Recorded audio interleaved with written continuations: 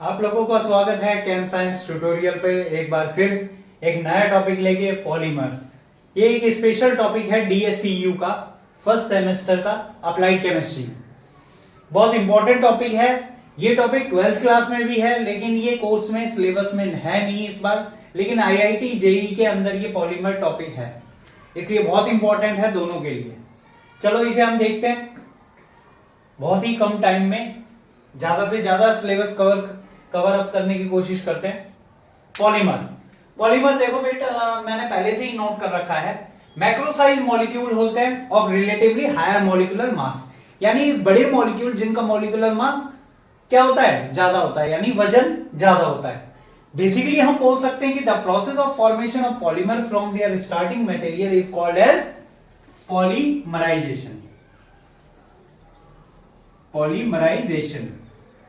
Polymerisation का मतलब अगर मैं आप लोगों को हिंदी में बताऊं कि अगर कच्चे माल से जो हमारा प्रोसेस बनाया जाता है पॉलीमर, उस प्रोसेस को बोलते हैं हम पॉलीमराइजेशन। यानी बहुत छोटी छोटी यूनिट्स को मिला के अगर हम एक बड़ी यूनिट को बनाएं, उसे बोलते हैं हम पॉलीमराइजेशन। वो छोटी छोटी यूनिट्स जिनको आपस में मिलाया जाता है उन्हें बोल देते हैं हम मोनोमर, यानी सिंगल यूनिट जिसकी बात कर रहे हैं हम मोनोमर। और मोनोमर को जोड़ जोड़ के जो बनाया जाएगा लंबा, उसे बोलेंगे पॉलीमर। और इस प्रोसेस को बोला जाता है polymerisation. The smallest molecule which combine with each other is called as monomer, जिसकी अभी हमने क्या करी थी, बात करी थी। मोनोमर की छोटी छोटी यूनिट्स को मिला के, इन मोनोमर्स को मिला के जो बड़ी चेन बनाई जाती है उसे बोला जाता है पॉलीमर। और जो प्रोसेस होता है पॉलीमर को बनाने का, उस प्रोसेस को बोला जाता है पॉलीमराइजेशन। बहुत शॉर्ट और सिंपल एग्जांपल से हम लोग देख लेते हैं। मान लो हमारे पास एक इथीन है। इथीन हमारे लिए क्या है, मोनोमर यूनिट है। अगर इसी मोनोमर यूनिट को मैं बहुत सारे करके जोड़ते चले जाएंगे इस तरीके से, मान लो n नंबर ऑफ टाइम्स, इसे जब हम जोड़ते चले जाएंगे तो हम इथीन को क्या बोल देंगे, पॉलीइथीन। पॉलीइथीन, इथीन हमारे लिए मोनोमर हो गया। जब इस मोनोमर को हम जोड़ते चले जाएंगे, बहुत सारी यूनिट, दो या दो से ज्यादा यूनिट बनती आपस में जुड़ती चली जाएंगी, तो हम इसे बोल देंगे polyethene. This is called as monomer and this is called as a polymer and the process is called as a polymerisation. इस प्रोसेस को बोलेंगे हम लोग पॉलीमराइजेशन। एक और एग्जांपल ले लेते हैं, हेक्सामिथाइलिन डायमाइन। हेक्सामिथाइलिन डायमाइन का मतलब क्या है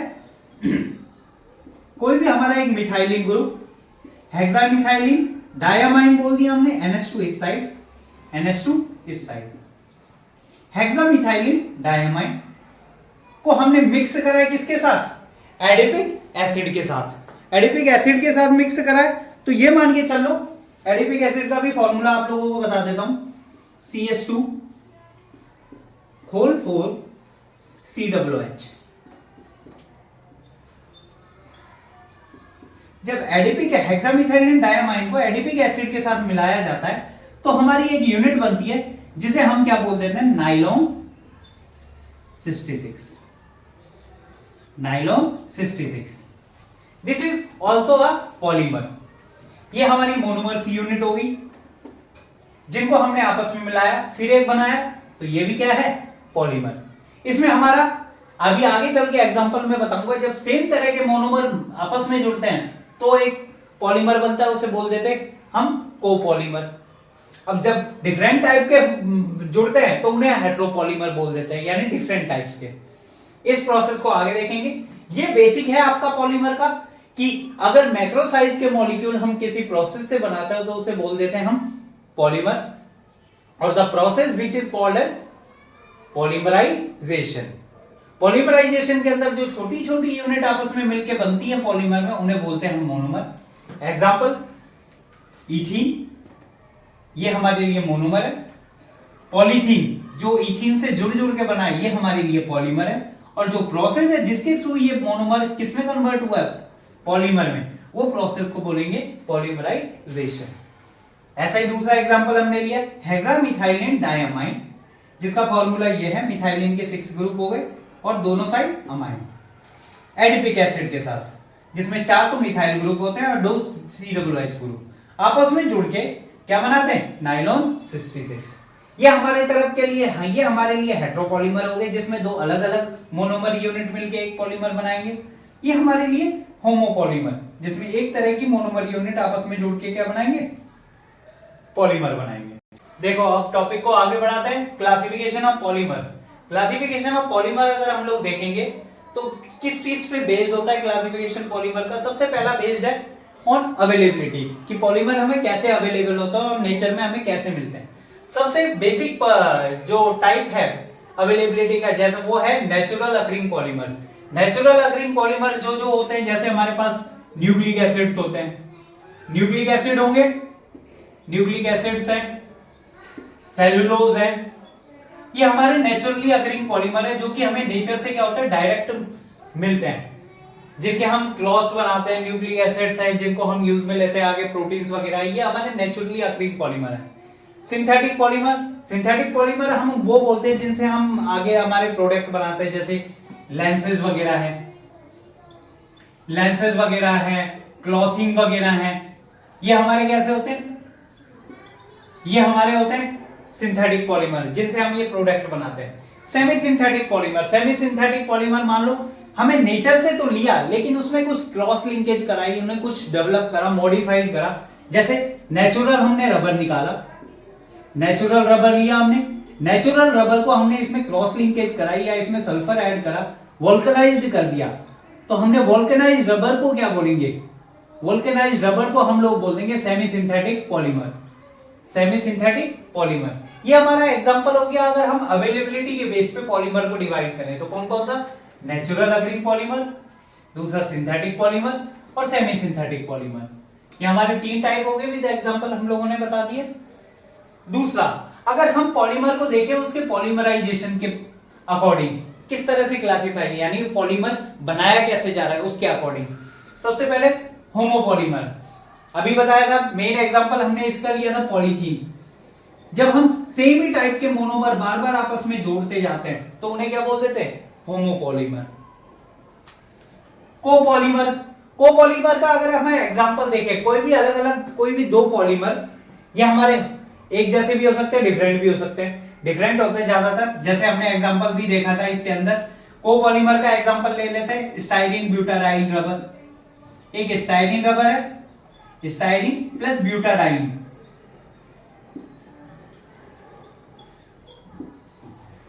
स्टाइरीन एक रबर की फॉर्म है और ब्यूटाडाइन, इन दोनों को मिला के अगर हम एक पॉलीमर बनाते हैं, स्टाइरीन ब्यूटाडाइन रबर कोपॉलीमर, 2 अलग अलग पॉलीमर को हमने जोड़ दिया। एडिशन, सिंपली छोटे मोनोमर यूनिट को जोड़ते जा रहे हैं, उसके बाद जो पॉलीमर तैयार हो रहा है उसे हम एडिशन पॉलीमराइजेशन बोल सकते हैं। पॉलीथीन को हम, जो कि होमोपॉलीमर है, उसे हम इसमें भी ले सकते हैं, जो कि एक एडिशन पॉलीमर भी है, पॉलीथीन। दूसरा, कंडेंसेशन पॉलीमर, जब 2 मोनोमर्स को आपस में कंडेंस्ड किया जाता है और फिर उसके बाद जो पॉलीमर तैयार होता है उसे बोलते हैं हम कंडेंसेशन पॉलीमर। देखो पेपर में कैसा पूछा जाएगा, write the example of addition polymerization, polythene हो गया। Write the example of a condensation polymerization, nylon 66 हो गया। Write the type of process of polymerization, homopolymer, copolymer, addition polymer और कंडेंसेशन पॉलीमर। एक और क्लासिफिकेशन है जिसके बेस पे हम पॉलीमर को डिफरेंशिएट कर सकते हैं, मोड ऑफ मॉलिक्यूलर फोर्सेस, यानी मोनोमर्स के बीच में कैसा फोर्स है, उसके बीच में कैसा जॉइंट है, उसके बेस पे भी पॉलीमर को डिवाइड करा जाता है। कितने टाइप में, 4 टाइप में। इलास्टोमर, कि उसके बीच में इलास्टिसिटी कैसे है, उस फॉर्म में पॉलीमर देखने के लिए कि इलास्टोमर्स बेसिकली कैसा है, रबर है, वीक बॉन्ड्स होते हैं, इलास्टिक नेचर का होता है। फाइबर्स, थोड़े से स्ट्रॉन्ग बॉन्ड होते हैं जिसके अंदर हम बोल सकते हैं इनके अंदर क्या होगी, हाइड्रोजन बॉन्डिंग्स होगी, फाइबर्स के बने होते हैं ये बॉन्ड। जैसे हम ले सकते हैं बेसिकली नाइलॉन 66 का ये एग्जांपल ले सकते हैं, फाइबर्स होंगे, स्ट्रॉन्ग बॉन्ड होंगे, क्रॉस लिंकेज होती है थोड़ी बहुत। थर्मोप्लास्टिक, थर्मोप्लास्टिक हमारे कैसा होता है, थर्मोप्लास्टिक के अंदर अगर हम देखें इसके अंदर वीक बॉन्ड होता है, वीक बॉन्ड होता है, हम बोल सकते हैं थर्मो। पॉलीथीन हमारा इसके अंदर एग्जांपल आता है थर्मोप्लास्टिक के अंदर। थर्मोस्टैटिक प्लास्टिक, इसके अंदर स्ट्रॉन्ग बॉन्ड होते हैं और क्रॉस लिंकेज होती है, जो कि हाई टेम्परेचर रेजिस्टेंट होते हैं। ये लो टेम्परेचर रेजिस्टेंट होते हैं, ये हाई टेम्परेचर रेजिस्टेंट है, जिसे कच्ची प्लास्टिक बोल देते हैं। ये होती है पक्की प्लास्टिक। इसके अंदर एग्जांपल हम ले सकते हैं हमारा बैकेलाइट। बैकेलाइट इसके अंदर हमारा बेस्ट एग्जांपल है, थर्मोसेटिंग प्लास्टिक। तो ये हो गए हमारे क्लासिफिकेशन, किस किस के बेस पे पॉलीमर को डिवाइड करा जा सकता है। अवेलेबिलिटी यानी इनकी उपलब्धता, किस बेसिस पे, natural acrylic polymer, synthetic polymer, semi synthetic polymer. Based on polymerization यानी बनने के process, homopolymer, copolymer, addition polymer और condensation polymer. Mode of molecular, इनके बीच में बॉन्ड कैसा है, जुड़ाव कैसा है, उसके बेस पे इलास्टोमर, फाइबर, थर्मोप्लास्टिक और थर्मोसेटिंग प्लास्टिक।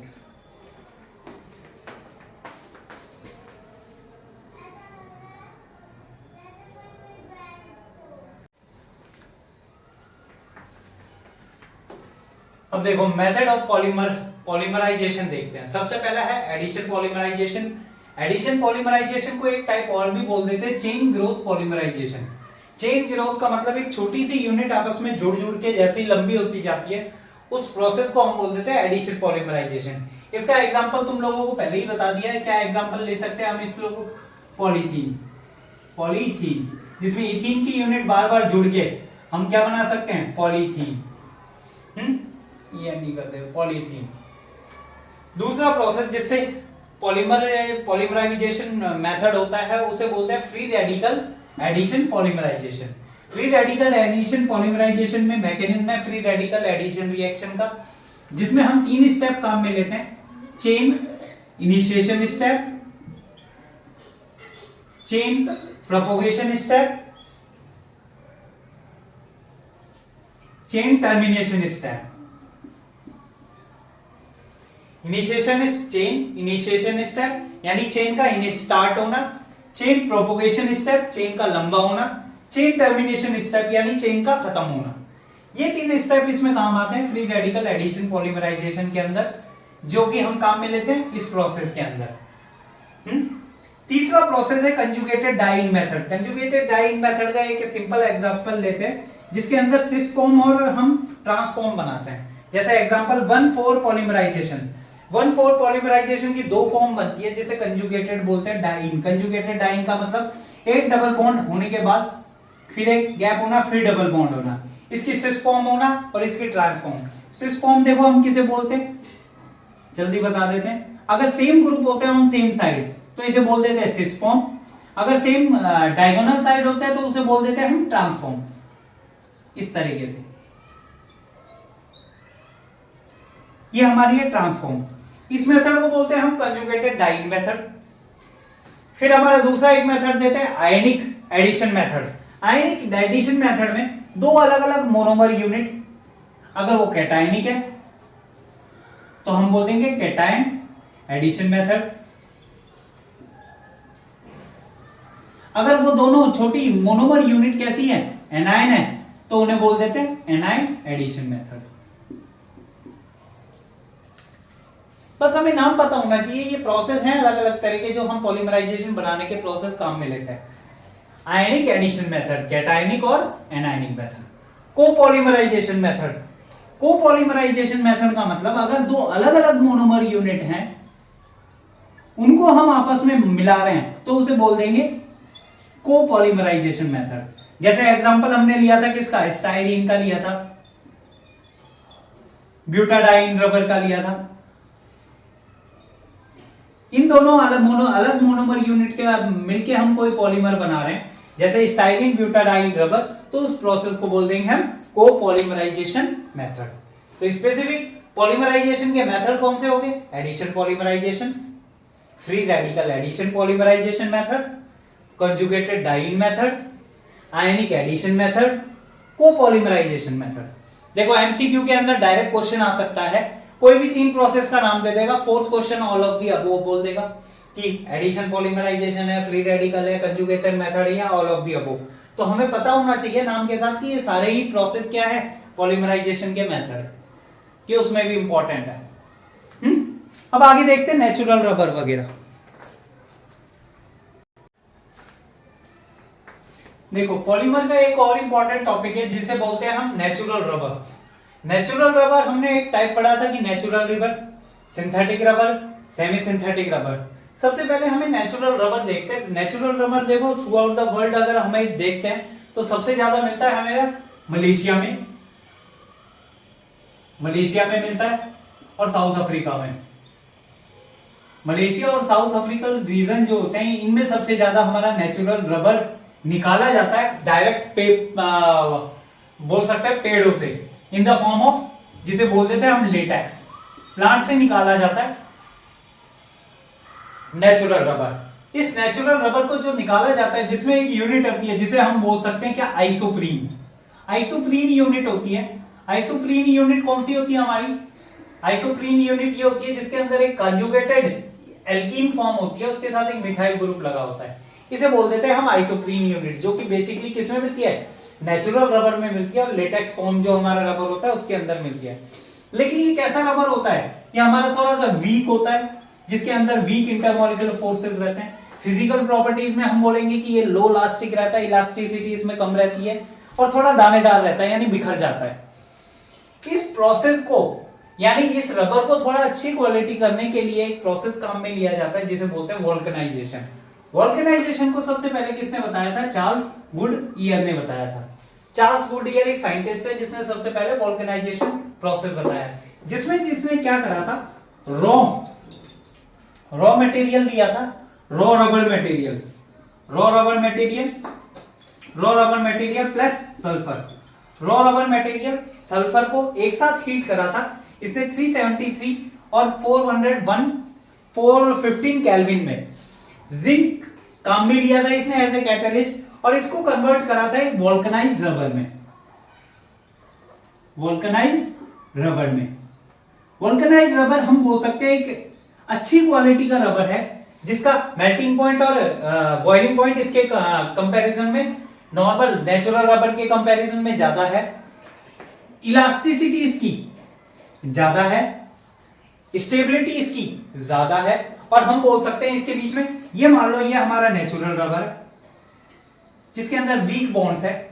हमारा जो वोल्केनाइज्ड रबर है इसके अंदर क्रॉस लिंकेज होती है किसकी, सल्फर की लिंकेज होती है, जिसकी वजह से ये क्वालिटी अच्छी हो जाती है, इसकी इलास्टिसिटी इंक्रीज हो जाती है। इस पूरे प्रोसेस को बोला जाता है वोल्केनाइजेशन। डायरेक्टली क्वेश्चन आता है कि वोल्केनाइजेशन प्रोसेस के अंदर रबर के अंदर क्या ऐड करा जाता है, सल्फर ऐड करा जाता है। किस साइंटिस्ट ने दिया था, चार्ल्स गुडईयर ने दिया था। कौन सा प्रोसेस था जिसके अंदर ये कैटलिस्ट काम में लिया था, जिंक कैटलिस्ट काम में लिया था। कौन सी मोनोमर यूनिट जो काम में ली जाती है, आइसोप्रीन काम में ली जाती है। उसके बाद इसमें कौन से क्रॉस लिंकेजेस ऐड हो जाती है किसकी, सल्फर की। तो ये सारा मेन प्रोसेस है जिसे बोलते हैं हम वोल्केनाइजेशन ऑफ रबर में। इसी के साथ एक कंडेंसेशन प्रोसेस है जो आप लोगों को बताया था। कंडेंसेशन प्रोसेस के अंदर भी एक बता सकते हैं कि कंडेंसेशन प्रोसेस में क्या होता है। कंडेंसेशन प्रोसेस में एक रिएक्शन याद कर लो आप लोग। कंडेंसेशन प्रोसेस में एक एस्टरीफिकेशन रिएक्शन है, वो भी एक कंडेंसेशन प्रोसेस का एग्जांपल बन सकता है। कंडेंसेशन पॉलीमराइजेशन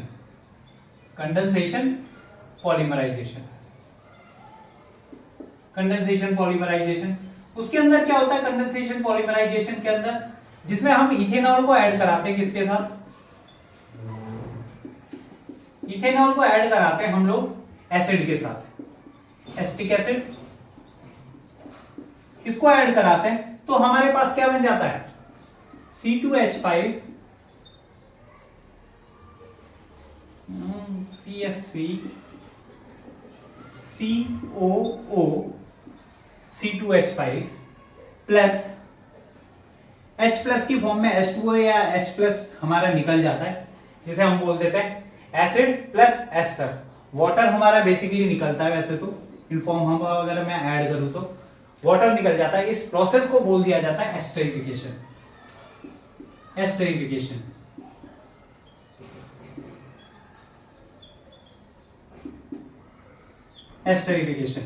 ये भी हमारा कंडेंसेशन पॉलीमराइजेशन का ही एग्जांपल है।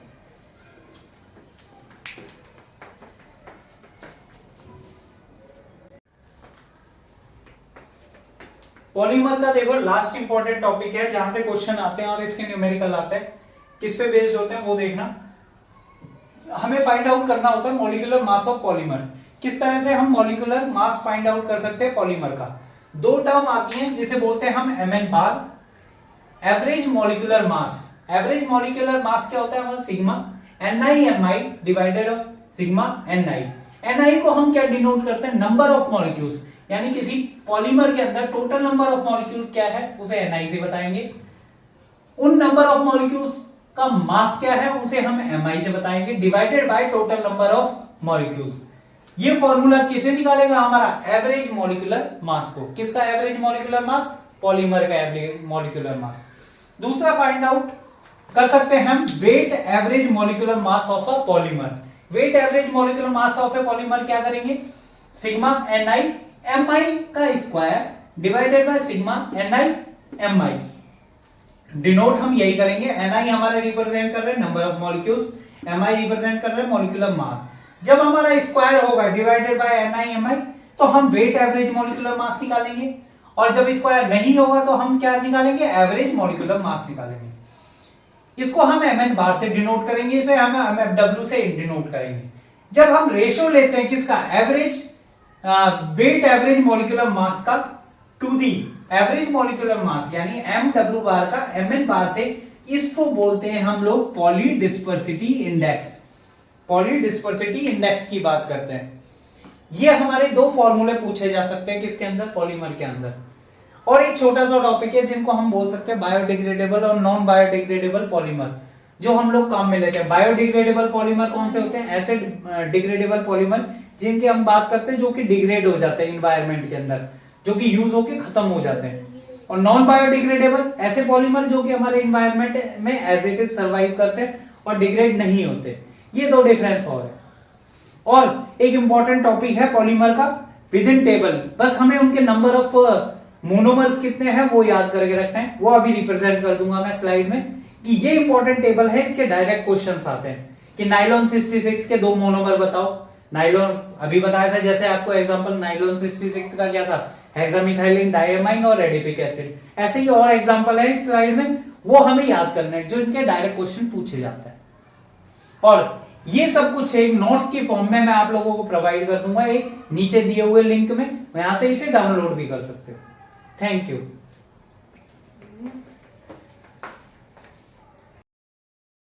ये कुछ इम्पोर्टेंट एग्जाम्पल हैं जो हमें एनसीईआरटी में दिए हुए हैं, और ये बहुत इंपॉर्टेंट एग्जाम्पल हैं जिसमें मोनोमर्स दिए हुए हैं और मोनोमर्स के यूज से पॉलीमर्स क्या बनते हैं और उनके क्या यूजेस हैं। Please see it.